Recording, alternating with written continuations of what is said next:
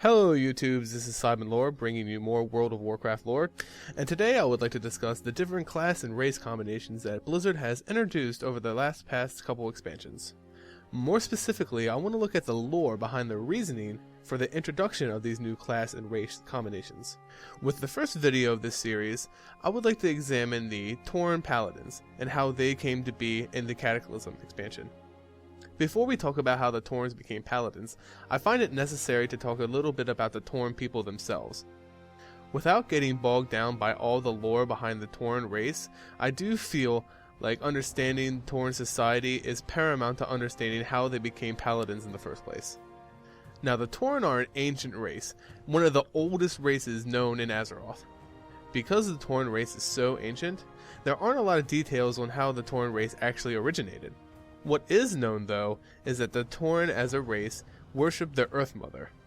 The Earth Mother is the central deity to which all Tauren society and religion circles around. As a nomadic people, the Tauren worship nature and the wilds above all else.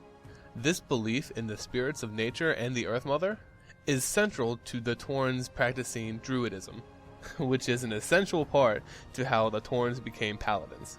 As Druids, the Taurens began to worship the eyes of the Earth Mother, or, to put it frankly, the moon and the sun. The Tauren referred to the right eye of the Earth Mother as An-Shi, or the sun, while they referred to the left eye as Muth-Sha, or the moon. And this is where things start to get a little messy. While the Tauren as a people worship balance in nature, the Night Elves, who originally taught the Taurens Druidism, almost exclusively worship the moon, or the left eye of the Earth Mother. Taurens seeking to balance out the worship of the Earth Mother also began to worship An-Shi, the sun. This worship of An-Shi is what gives the Sunwalkers their power.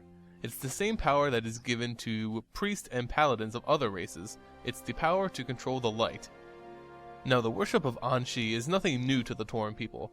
Some Taurens have been worshipping An-Shi for quite a while, and this is actually an old art form.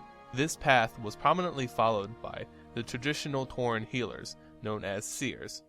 Yet this old path has only just been recently rediscovered due to the coming of the Cataclysm. This old path was rediscovered by the future leaders of the Sunwalkers, Apani Brightmane and Tahu Sagewind. Apani Brightmane was a Tauren warrior who was present in the Battle of Northrend against the Lich King, while Sagewind was a traditional Tauren healer. The worship of An-Shi was spurred on by a conversation of these two figures, while Sagewind was in the process of healing Brightmane of her injuries that she acquired during the fight against the Lich King. Their conversation was as follows. "Talk to me, Tahu. Something. Anything. I'm going stir-crazy." "Alright, Apani. I've enough on my mind to share. Have you ever spoken to the Elves of Moonglade?" "Not much. The elves speak of a moon goddess. Did you know? They put great stock in the light given by the moon." "Like Musha?" "Just like her. The parallels I've heard are interesting. And it's no secret all druids, Shu Hollow and elf alike, can call upon Musha's light. Where are you going with this?" "I wonder. Hamu has guided us well, and I've learned so much. The legends say that our people were druids when time began." I hear the "but" in your voice.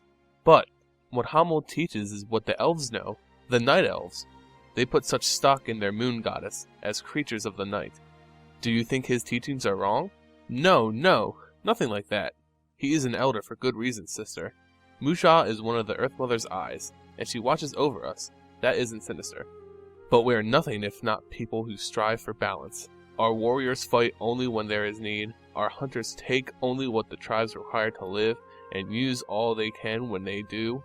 The shamans stand as guide and mediator to the elemental planes. And while we as druids are guardians of nature, I wonder if we've overlooked a key aspect of balance in all things. So, are you going to bring this up to the elder? No need for him to trouble about a student's idle philosophizing while he entertains a friend. I suppose so. It's not silly, though, what you said. Well, it isn't exactly a new thought, sister. For now, though, maybe it's best to spread the word to others. Give them the hope you have. And through that hope, strengthen our side of the fight? That's the idea. So with their message reaching enough ears, the Tauren priests and paladins were born just before the cataclysm struck. So I really enjoy the way that Blizzard implemented this new race-class combination, but there's still some lingering questions that I have on this topic. The first of which being, why do the Sunwalkers and the Seers have the same abilities as human priests and paladins? It's true that they all gain their power through the light, but the Taurens worship An-Shi and gain their light through the sun. So does this mean that all power granted by the light is actually granted by the sun? And secondly, how did the Taurens' worship of the light progress? Humans began worshipping the light as priests, but then taught warriors how to wield the light and created the first paladins. Did the Tauren Seers first learn the power of the sun and then teach it to warriors, creating the Sunwalkers? I don't know. A lot of speculation can be done on this topic, and I'm really interested in hearing your guys' opinions. Leave those in the comments below. And if you enjoyed my video, please like and subscribe to my channel. Thank you all for watching, and I'll see you next time.